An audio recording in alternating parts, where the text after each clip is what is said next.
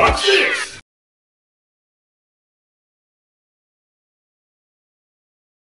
Okay, it's time for a little introduction to abdominal training. Now, there's a lot of misinformation, there's a lot of misconceptions as far as training the abdominal region. I'm going to try to clear up some of that confusion before actually showing you the 3 different exercises that I have for abdominals. And first and foremost, I do have it split into 3 different sections. I have my DVD kind of menued so you have upper abs, lower abs, and obliques. And if you've noticed, they're all in quotations. So even though I have upper abs, you really can't only train the upper abs. All those muscles tend to contract in tandem, they contract together.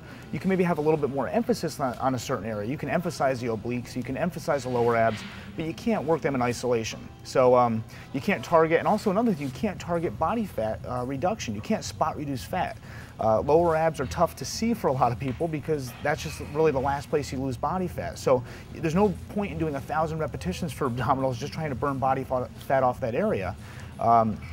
Actually, I've said this time and time again, the big muscle groups are what are responsible for burning body fat. So exercises like squats and leg extensions and leg curls and pull downs and rows and chest press, all those exercises are actually better exercises for burning body fat off the abdominal area.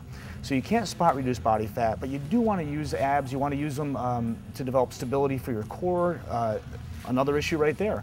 A lot of people tend to only focus on core training. They tend to do it first in their routine, but abdominals are used for almost every other exercise. They're used for stability already. When you're doing a lateral raise out to the side with dumbbells, you can't help but use the abdominals. So people spend so much time on the abdominals, you really don't need to put that much into them. You can use them at the end of a routine. They're already warmed up. They're already fatigued. You can just finish them off with one of the exercises I have in my menu. It's another important point. You don't want to work abdominals first in your routine. A lot of people want to emphasize their abdominals, so they do it first. They'll do like medicine ball or physio ball crunches with medicine balls. They'll do machines. They'll do things that really focus on the abs. The problem is if you fatigue your abs first before doing other exercises, you're probably going to strain something. Since abs do provide some stability to the spine, to that whole core section, if you train abs to fatigue, if you train them to failure, and then you go do, say, a set of squats. Your abs are fatigued, so your lower back's going to take more of the brunt of the workload, and you might be more likely to strain your back. So usually it's best to save your core training to the end of the workout program.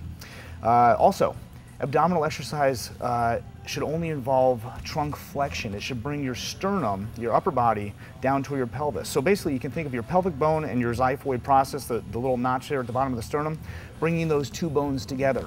The abdominals, they basically attach at the upper part of the body, attach to the sternum and the top ribs, and then they insert down in the pelvic region. So either pelvis bone, the iliac crest, some kind of the hip bone, and it's bringing that together. So any exercise where you're actually bending at the hips, hip flexion versus trunk flexion, where the axis of rotation is just around the belly button or north of the belly button, that's using the abdominals. But if you bend at the hips, as in like sit-ups, so you're doing a sit-up exercise, and you're bending forward at the hip joint, that's really not working the abdominals anymore. If anything, it's working it as an isolation move. So if you do full sit-ups, a lot of people do sit-ups for abs.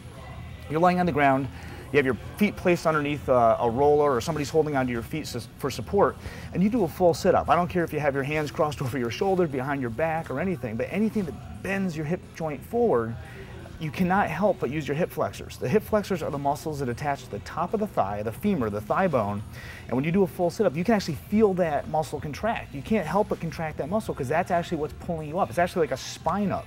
You're pulling your upper body up to a vertical position by contracting the hip flexor muscle. It's not really an abdominal exercise anymore. You're pulling up on your spine. It can damage your lower back. The only reason you feel any kind of abdominal contraction whatsoever is to counteract the tilt.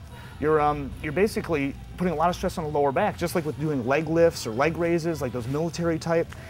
You feel your abdominals contract just trying to counteract the tilt in your lower back, the arch in your lower back, so it's a safety mechanism. But the abdominals aren't really contracting. You're not getting any kind of range in motion change between the sternum and the pelvic bone when you're doing like a leg lift. And instead, when you're doing abdominals, you should actually bring those 2 points of the bones together. So, with all that being said, you don't have to worry about it too much if you do the 3 exercises I'm recommending, because I'm gonna basically tell you how to do things to bring your sternum and your pelvis together without injuring the lower back. So you can't spot reduce fat. You should do abs last in the routine. If you want to do all 3 different aspects of your abdominals in one day, that's great. Go ahead and do upper, lower, and obliques. Do all 3 at one time. So say if you don't have the oomph to do abs every single workout, save them, save them to the next time and put them all together. That's fine. Some of the best abdominal training I've ever done for myself is training abs once a week. I'll go really, really hard once a week. It doesn't change body fat reduction at all. I mean, I can still lose a lot of body fat by doing proper nutritional principles, proper cardio training, proper big muscle strength training like squats and pull downs and chest press, things like that. You can still burn a lot of body fat. Abdominals are getting all this indirect exercise. If you just work them hard once a week, that's great. That's really all they need. No more emphasis than any other muscle group.